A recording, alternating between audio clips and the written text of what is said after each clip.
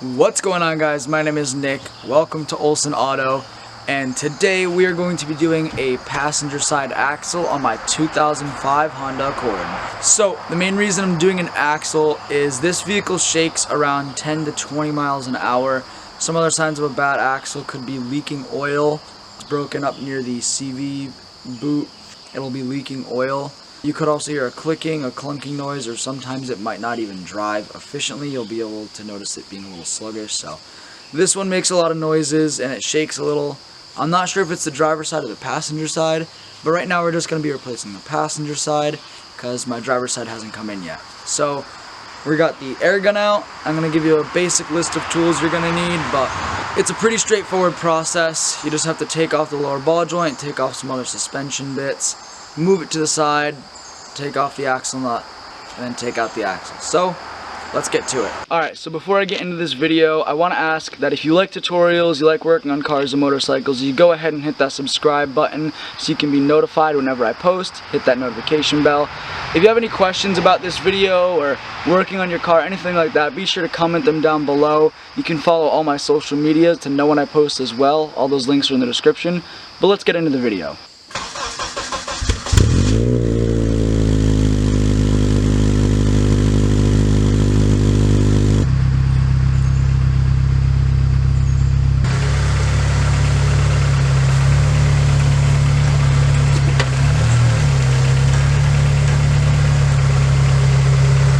Alright, so the first step, obviously, well, I had to pull my car up on a block because it's too low to fit the jack under. We have a breaker bar with a 19 on it. We're going to go ahead, we're going to break all the lug nuts free, and then we're going to jack it up, take the lug nuts and the wheel off.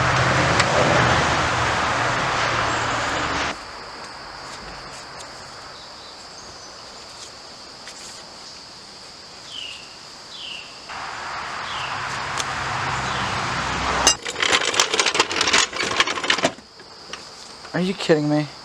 Alright, I had to back the car up because it's too low, but now we're going to jack it up.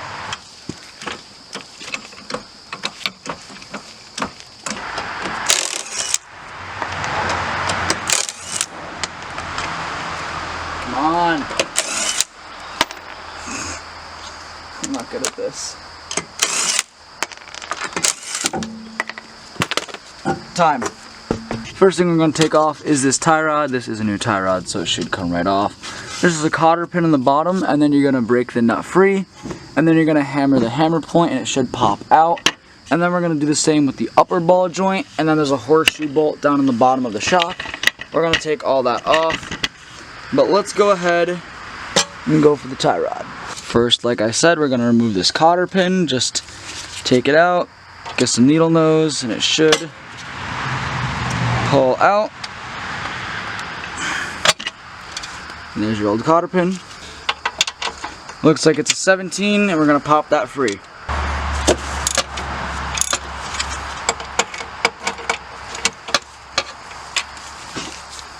Before we do that, we're actually going to put the nut back on, just in case we have to chase the threads. Say I slip with the hammer and I hit it. We're going to put the nut on just a few threads and then hit it. You're going to want to give it some good hits right here. Gonna move the camera for that, but you want to hit that pretty much as hard as you can.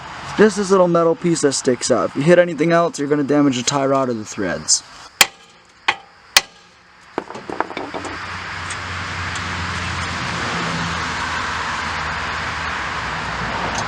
And your tie rod is out. Now we're gonna go ahead. We're gonna take off the horseshoe holding on the bottom of the shock, and then we're gonna go for the upper ball joint. Alright, so it is a 17 on both sides. You're gonna need a wrench and a socket. I'm gonna go ahead and use the old impact gun just cause, you know, technology. Throw the old ratchet on and try to give her a few hits.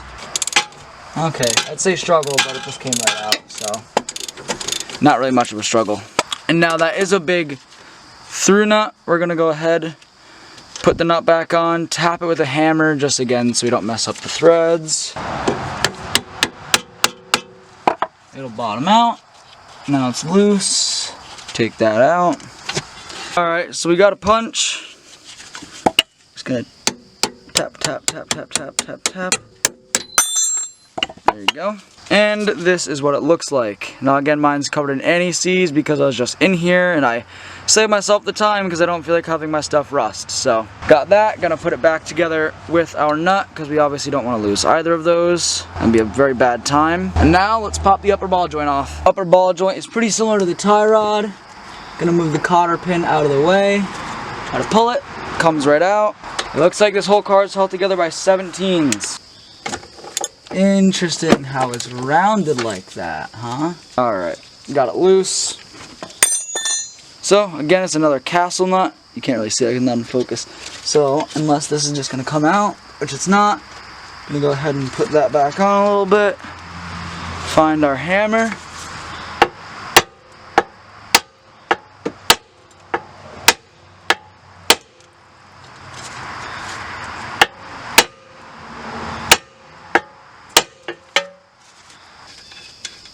Think I broke it free. So one of the times hitting it, freed the upper ball joint. So now we have this whole loose spindly deal going. But we're gonna loosen the axle nut now. So this right here is your axle nut. It has a little center area to peen it. We're just gonna finish unpeening it. Then we're gonna use the air gun to loosen it. You should have a special axle nut driver set / socket set.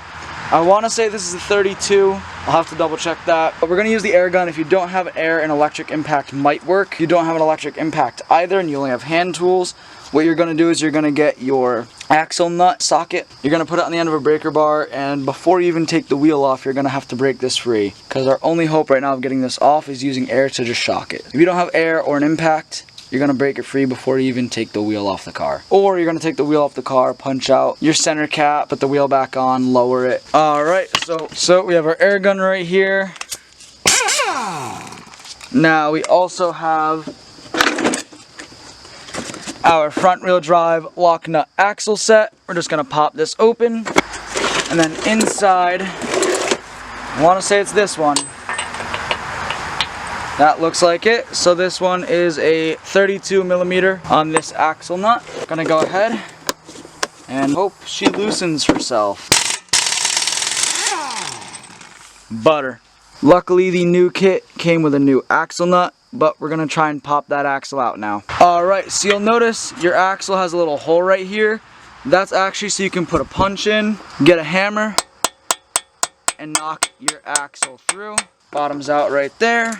Alright, so a little bit of struggling. We're going to pop the horseshoe off of the shock. Should be pretty straightforward. There's one nut, kind of show you. It's right here. Gonna go ahead, it's a 14.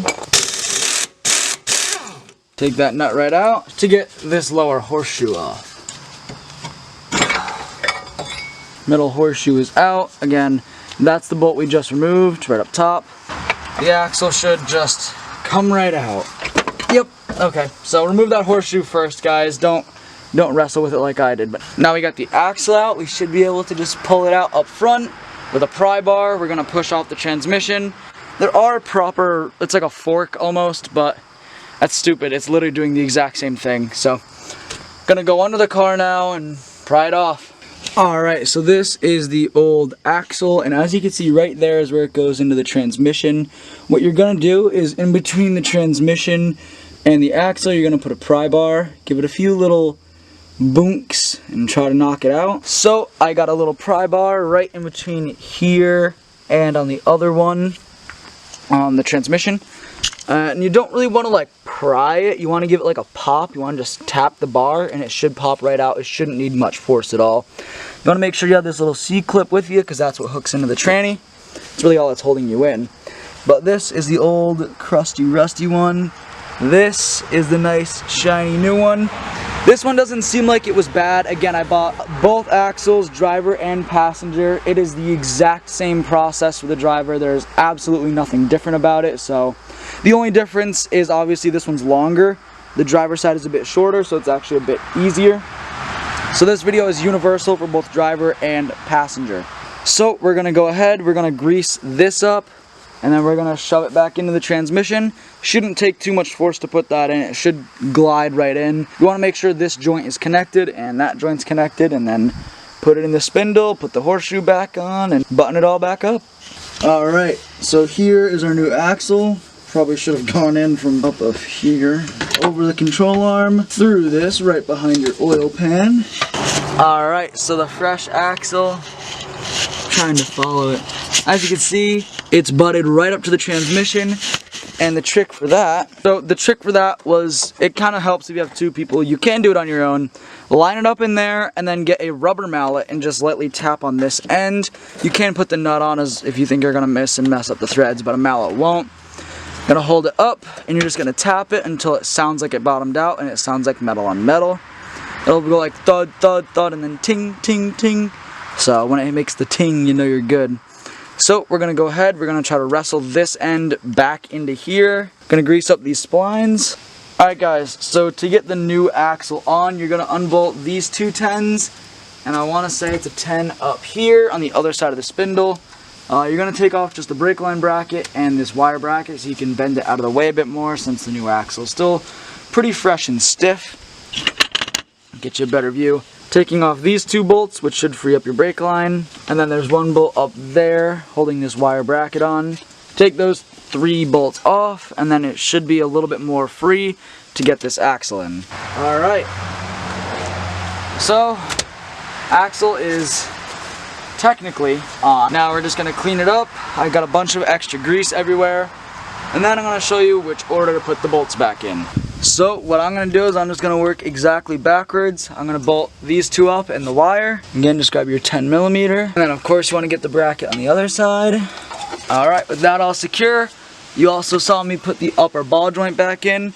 We're going to go ahead, throw the castle nut on it. We're not going to fully tighten this one yet. We're just going to put the nut on it so it holds it in place. And we're going to do the exact same thing with the tie rod as well. Alright, like I said guys, we're just going to get the tie rod, turn the wheel until it lines up. Grab your bigger castle nut. Again, not tightening it, just putting it on enough so that it holds and it's not going to rip through some threads. I lied guys, before working the axle nut, we got to put the horseshoe back on the coilover. We're going to slip it over the axle like such. Push this down a little bit better, but you're going to push down the spindle. Should help you get that in. And then you're just going to wrestle it back up. Alright guys, so a light tap with the ball peen hammer on the bottom of the horseshoe to hit it up. So now we're going to go ahead, we're going to grab our bolt. We're going to tighten the horseshoe down. So you can see that nut, or that bolt rather. That's our enemy. Here, starting it with the impact is always the best trick. Now of course guys, if you're ever using an impact to work on suspension, you always go back with a ratchet and check it for yourself. Maybe your battery is low. I'd rather have it be tight than loose, because I've had it come loose before. Not fun. I've had ball joints fall out on me. So now we're going to go ahead, we're going to get the lower horseshoe piece in now. So what I had to do is, it's this bolt right here. I put my arm on top of the caliper, I push down, and then it let me send that through. You just got to make those 2 holes line up. Now we're going to put the nut on the other side. Alright, we're going to go ahead.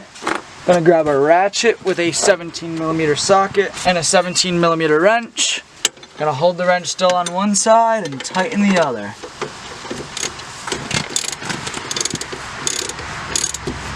Again, make sure it's tight. Don't go crazy with it, but at the same time, don't let it fall off. I'm sure there's a torque spec, but however many Ooga Doogas you feel like it deserves. And now we're going to go ahead, we're going to get the upper ball joint. Go ahead and tighten that thing right down. That's also going to be a 17mm.